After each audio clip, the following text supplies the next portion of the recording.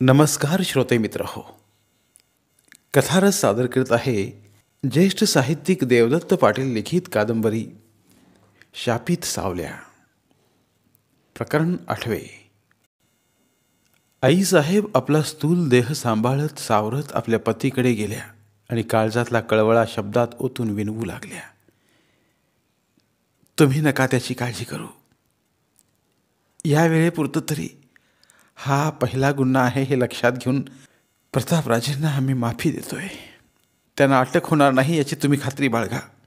पण पुन्हा जर या कटकारस्थानात हे गुंतल्याचं आढळलं तर मात्र आम्ही त्यांची गय करणार नाही आणि आम्ही त्यांना वाचवू शकणार नाही. तुम्ही जगावं अशी बाळराजेंची इच्छा असेल तर त्यांनी हे उद्योग बंद करावेत. तुम्हाला मानसिक धक्का बसेल असं त्यांनी वागू नये. काय प्रतापराजे, निदान आपल्या जन्मदात्रीनं 4 दिवस जगावं यासाठी तरी शहाणपणानं वागा. आबासाहेब परत प्रतापराजेंकडे वळून बोलले. मी पुन्हा या फंदात पडणार नाही असं मी वचन देतो हवं तर आबासाहेब. पण हे साहित्य तेवढं माझ्या मित्रांना परत करू द्या. मी हे अत्यंत महत्त्वाचं आणि मौल्यवान साहित्य परत केलं नाही तर ते विश्वासघातकी ठरवतील मला. त्यांच्याकडे हे साहित्य पोचवतो आणि मग त्यांच्याशी असलेले माझे संबंध कायमचे तोडून टाकतो. बाळराजे म्हणतात तसं करावं, आईसाहेबांनी सुचवलं. त्यांना ही तडजोड एकदम पसंत पडली होती. त्यांनी मोठ्या आशेनं परत प्रतापराजेंना विचारलं, पण बाळराजे, मग तुम्ही लग्नाला तयार होणार नव्ह? ही तुमची अक्कल म्हणे ही शस्त्र बॉम्ब परत करा, मग हे प्रतापी पुत्र कारस्थानातून अंग काढून घेतील. तुम्ही यांना जन्म दिला आहे पण यांच्या स्वभावाची ओळख नाही तुम्हाला. अहो, या रिव्हॉल्वर्सनं त्यांचे दहशतवादी मित्र इंग्रज अधिकाऱ्यांचे बळी घेतील त्याचं काय? असं काही घडलं तर पोलीस खातं या कटाची पाळमुळं खणून काढल्याशिवाय राहणार नाहीत. तेव्हा मात्र आपल्या दिवट्या चिरंजीवाचं नाव पुढं आलं तर इंग्रज यांना सरळ फासावर चढवतील आणि आपल्याला भिकेला लावतील. तुमची यांना फूस होती म्हणून. नाही आबासाहेब, कुणा इंग्रज अधिकाऱ्यांची खून पाडण्याचा कट नाही आमचा. मग काय सशाच्या शिकारीसाठी जमवलीत ही शस्त्र आणि हा दारुगोळा? आबासाहेबांनी उपरोधाने विचारलं. नाही, पण स्वसंरक्षणासाठी. स्वसंरक्षणासाठी? अजब आहे. कुणापासून धोका आहे तुमच्या जीवाला? असल्या थापा आमच्यापुढे नका मारू. आमची सूचना लक्षात ठेवा. पोलीस खातं हे प्रकरण उकरून काढून तुमच्या कंपूला अटक होईपर्यंत तुम्ही जानोळी सोडायची नाही. कोल्हापूरला जायचं नाही. काय? इतकं म्हणून आबासाहेब ब्लँकेटची गाठोडं घेऊन दार उघडून बाहेर पडले. त्यांच्या जोड्यांचा कुर्रम कुर्रम आवाज तेवढा थोडा वेळ येत राहिला. प्रतापराजे हताश होऊन दाराकडे पाहत राहिले. निराश उद्विग्न होऊन कॉटवर त्यांनी बसकन मारली. प्राण धोक्यात घालून इतक्या कष्टानं मिळवलेली शस्त्र ते सहजी गमावून बसले होते.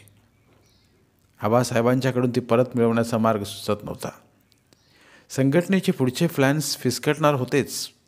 शिवाय प्रतापराजेंच्या निष्ठेविषयी अधिक संशयक असलेल्या त्यांच्या गुप्त संघटनेतील सहकाऱ्यांच्या त्यांच्यावर विश्वासालाही तडा जाणार होता.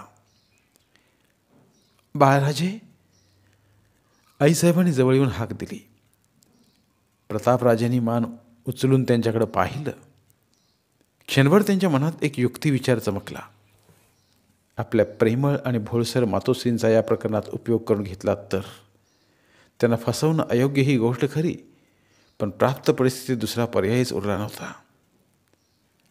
आईसाहेब, तुम्हाला वचन देतो मी.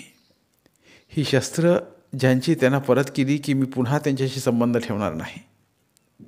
तुमचा शब्द मग मी मोडणार नाही. अगदी खुशीनं तुम्ही पुढे आणाल त्या मुलीच्या गळ्यात माळ घालायला तयार होईन मी. खरंच बाळराजे, तुम्ही लग्नाला तयार आहात? सुमित्रा राजे लाखात एक देखणी आणि गुणाची मुलगी आहे. पण आधी आबासाहेबांच्या जवळ शस्त्र संघटनेला परत करायला हवीत, मगच लग्नाचा विचार करू शकेन मी. पण त्यांना ही गोष्ट पटत नाही ना. मग ते आता परत देणार नाहीत त्या वस्तू. मग कसं करायचं? कसंही करून त्या वस्तू परत मिळवल्या पाहिजेत आईसाहेब. इंग्रजांशी एकनिष्ठ असलेल्या इनामदाराचा मी मुलगा असल्यानं त्या संघटनेत मला प्रवेश मिळत नव्हता. चंद्रशेखर जगताप नावाच्या माझ्या एका जिवलग मित्रानं हमी घेतली. सहकाऱ्यांची खात्री पटवून दिली की मी इंग्रजांचा कट्टर शत्रू आहे आणि प्रसंगी वडिलांच्या विरुद्धसुद्धा मी उभा राहीन. तेव्हा कुठे मला त्याने आपल्या संघटनेत सामील करून घेतलं. त्या चंद्रशेखरनंच आपले प्राण धोक्यात घालून एका डोळ्याची किंमत देऊन ही रिव्हॉल्वर्स पळवून आणली आणि विश्वासाचा माणूस म्हणून माझ्याकडे ठेवायला दिली.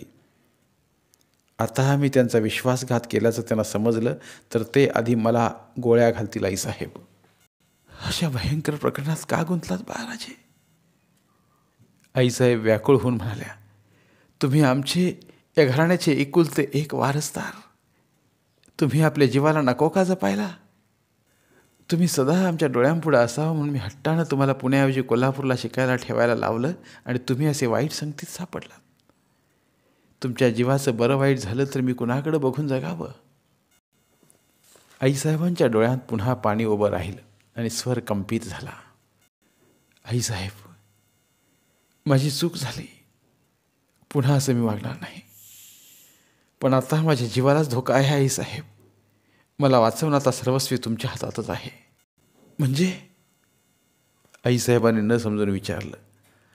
आबासाहेब, ते गाठोडं आजच्या रात्री तरी आपल्या खोलीतच कुठेतरी ठेवतील. तुम्ही ते माझ्या हवाली करा. नाही बाळराजे, ते फाडून खातील मला. आईसाहेब घाबरून घाईनं म्हणाल्या. त्यांचा रागी स्वभाव ठाऊक आहे की नाही तुम्हाला? पण ही गोष्ट आबासाहेबांना कळणारच नाही. तुम्ही सांगा, रात्री दाराला आतून कडी लावायला विसरले म्हणून. त्यांना वाटेल मीच चोरी करून पळालो. नको नको बाळराजे, त्यांना तुम्ही फसवल्याचं कळलं तर भयंकर संतापतील ते. तुम्हाला ते परत त्या जानोळीच्या हद्दीत पाय ठेवू देणार नाहीत. आबासाहेब रागीट असले तरी त्यांचं माझ्यावर किती प्रेम आहे ठाऊक आहे तुम्हाला. मी त्या वस्तू माझ्या मित्राकडे पोचवून परत आलो आणि लग्नाला तयार असल्याचं सांगितलं. त्यांचा राग पार विरघळून जाईल. मात्र मी जर त्या वस्तू परत नेऊन दिल्या नाहीत तर संघटनेचे लोक मी फितूर झालो म्हणून आधी मला ठार मारल्याशिवाय राहणार नाहीत. आईसाहेबांना भलतंच कोडं पडलं होतं. त्यांच्या भोळ्या भाबड्या आणि मायाळू मनाला आपल्या एकुलत्या एका पुराच्या जीवाला कसलाही धोका पोचू नये एवढंच तीव्रतेनं वाटत होतं. फार दूरवरचा वा खोलवरचा विचार करून निर्णय घेण्याची त्यांच्या बुद्धीची कुवत नव्हती. त्यात रक्तदाबाच्या विकारानं मरणभयाचं सावट त्यांच्या मनावर कायम ठेवलं होतं. लवकरात लवकर प्रतापराजेंचा विवाह व्हावा अशी त्यांची इच्छा होती. प्रतापराजेंना त्या भयंकर वस्तूसह पळून जायला आपण मदत केली तर त्याचे दुसरे काय परिणाम होतील याची त्यांना कल्पना नव्हती. बाळराजेंच्या शब्दावर त्यांचा विश्वास होता. ते आपल्याला फसवत असतील असं त्यांना स्वप्नात सुद्धा वाटणं शक्य नव्हतं. शिवाय आपले पती रागावले तरी ते पुढच्या पोराच्या जीवावर उठतील असं वाटत नव्हतं. मग आईसाहेब, मी वाट पाहतो तुमची. आबासाहेब कदाचित ते गाठोडं बेडरूममधल्या लोखंडी कपाटात ठेवतील. त्यांना झोप लागली की ते गाठोडं शोधून काढा आणि आणून माझ्या स्वाधीन करा. रातोरात मी ते घेऊन कोल्हापूरला जातो आणि मित्रांच्याकडे पोचतं करून उद्या दुपारपर्यंत नक्की परत येतो. आईसाहेब परत काही क्षण दोलायमान अवस्थेत स्तब्ध राहिल्या. झटपट निर्णय घेणं कठीणच होतं. प्रतापराजे पुढे झाले. त्यांनी आईसाहेबांचे हात आपल्या हाती घेतले. आईसाहेब, मी जिवंत राहावं असं वाटतं की. बाळराजे, असं बोलून माझ्या काळजाला घरं पाडू नका. स्वतःच्या जीवापेक्षा तुमच्या जीवाची किंमत जास्त वाटते मला. या जगात किती दिवस उरलेत आता माझे. पण तुम्ही परत या कारस्थानात गुंतणार नाही नव्ह? आणि लग्न करणार हे नक्की नव्ह? आईसाहेबांच्या बोलण्यानं प्रतापराजेंनाही गलबलून आलं. अशा प्रेमळ भोळ्या माऊलीला फसवावं लागतं याचं त्यांना वाईट वाटलं. तुमच्या पाया शपथ आईसाहेब. प्रतापराजे आईसाहेबांचे पाय शिवायला वाकले तसं त्याने आपल्या लेखाला खांद्याला धरून चटकन उठवलं. अक्षभंत वा बाळराजे, शपथ घेण्याची गरज नाही. मी आणून देते ते गाठोडं. तुम्ही तिथं येऊन खोलीबाहेर दाराजवळ थांबा. मी जाते आता. म्हणून आईसाहेब निघून गेल्या. दुसऱ्या दिवशी सकाळी नेहमीप्रमाणे राणोजीराजे उशिरा उठले तेव्हा त्यांना कळलं की प्रतापराजे रात्रीच घरातून निघून गेले. आपल्या खोलीतल्या लोखंडी कपाटाकडे त्यांनी बघितलं आणि त्यांच्या लक्षात आलं की रात्री त्याला लावलेलं कुलूप जाग्यावर दिसत नाही. ते आश्चर्यानं बघतच राहिले. कपाटाचं दार तेवढं व्यवस्थित लावलं होतं. त्यांनी पुढं होऊन दार उघडून बघितलं आणि शंका खरी ठरली. रात्री ठेवलेलं गाठोडं आत नव्हतं आणि कुलूप त्या जागीच ठेवलं होतं. त्याने ओळखलं. आपल्या हातावर तुरी देऊन चिरंजीवाने त्या गाठोड्यासह पोबारा केला. पण त्या कुलपाची किल्ली ठेवण्याची जागा फक्त त्यांच्या पत्नीला ठाऊक होती. त्यांनी शालिनी राजेंना खडसावून विचारलं तसं त्या तत्पप करू लागल्या. लवकरच त्याने आपणच ते गाठोडं काढून प्रतापराजांच्या हवाली केल्याचं आणि ते कोल्हापूरला पोस्त करून दुपारपर्यंत परत येण्याचं त्यांनी वचन दिल्याचं सांगून टाकलं. राणोजी राजेंनी कपाळावर हात मारून घेतला. आपल्या मूर्ख भोळसट पत्नीच्या बुद्धीची त्यांना कीव करावीशी वाटली. त्यांच्यावर संतापून काही उपयोग नव्हता. पण राणोजी राजेंना हात चोळीत स्वस्थ बसणंही कठीण झालं होतं. प्रतापराजेंवर ते भयंकर चिडले होते. तसंच ते चिंताग्रस्तही झाले होते. पोटच्या पोरानं जन्मदात्याला त्याला फसवलं होतं. आपल्या आईच्या भाबडेपणाचा गैरफायदा घेतला होता. तरीही त्यांच्या मनात संतापापेक्षा काळजीची भावना प्रबळ होती. या प्रकरणाच्या परिणामाचं गांभीर्य त्यांना समजत होतं. घडेल ते पाहत राहावं म्हणून हातावर हात बांधून काही घडण्याची वाट बघून भागणार नव्हतं. तातडीने निर्णय घेऊन प्रतापराजेंनी काही अविचारी कृत्य करण्याआधीच त्यांना अटकाव करणं आवश्यक होतं.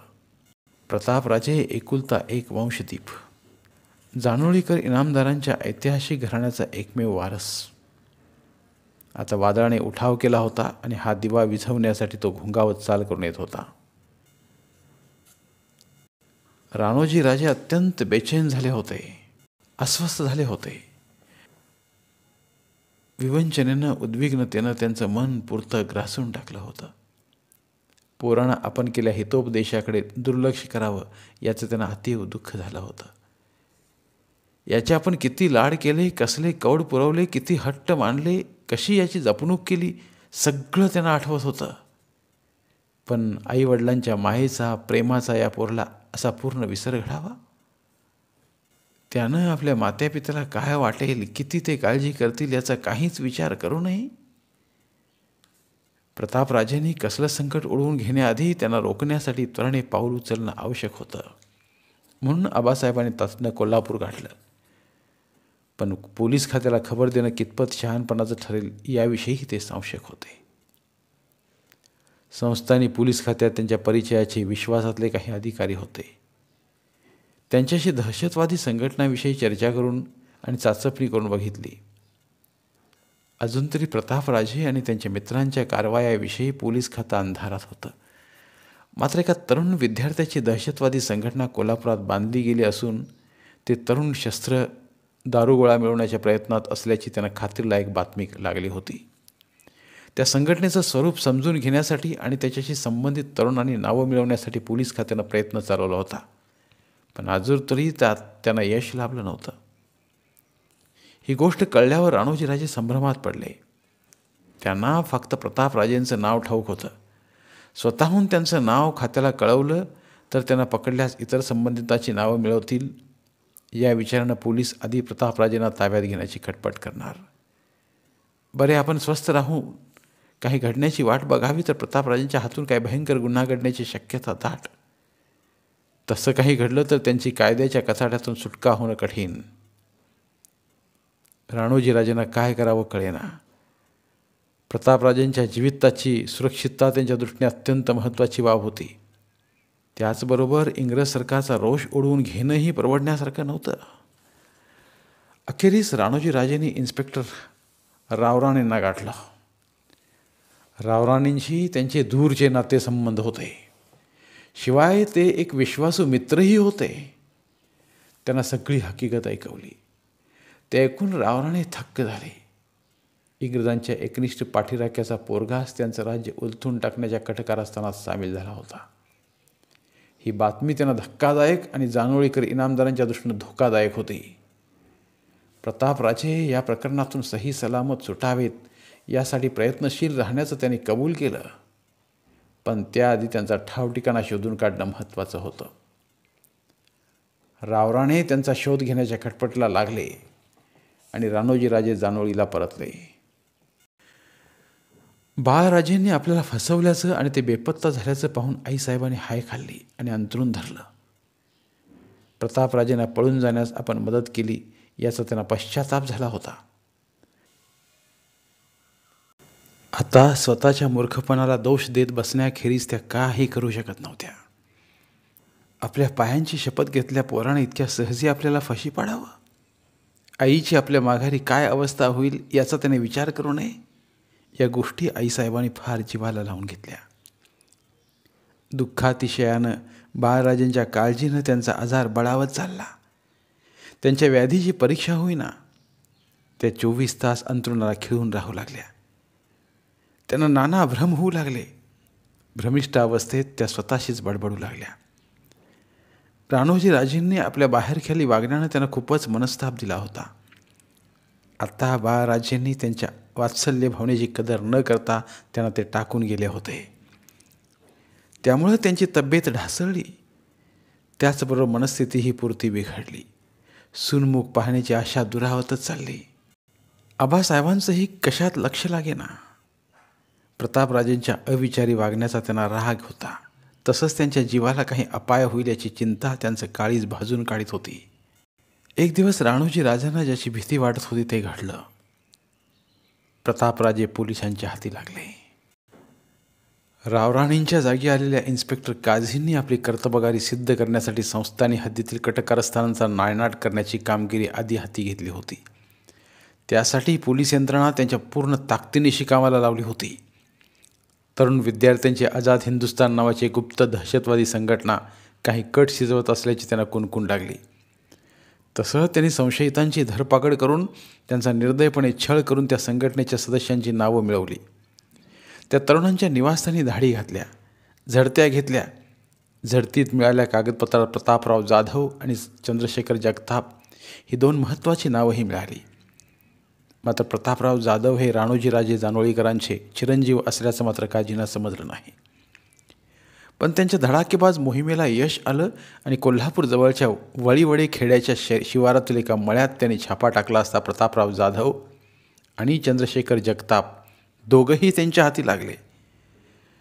मात्र त्या दोघांच्या सुदैवानं त्यांच्याजवळ कसलीच हत्यारं वा दारुगोळा सापडला नाही. ते मिळवण्यासाठी इन्स्पेक्टर काझीनं दोघांना धारेवर धरलं. पण त्यांनी आपल्याकडे कसली शस्त्र असल्याचं नाकबूल केलं. रिमांडच्या काळात काझीनं त्यांच्याकडून कबुली जबाब घेण्यासाठी त्यांचे हाल केले. पण त्यांनी तोंड उघडलं नाही. जानोळी पोलीस स्टेशनचे फौजदार शहाणे एकदा कोल्हापूरला गेले असताना प्रतापराजांना पकडल्याचं आणि काझी त्यांना छळत असल्याचं त्यांना समजलं. तसं ते ताबडतोब जानोळीला धावले आणि त्यांनी सगळ्या गोष्टी इनामदारांच्या कानावर घातल्या. राणोजी राजे ती बातमी येता क्षणी कोल्हापूरला निघाले. धन्यवाद. उर्वरित कादंबरी पुढील भागात. धन्यवाद.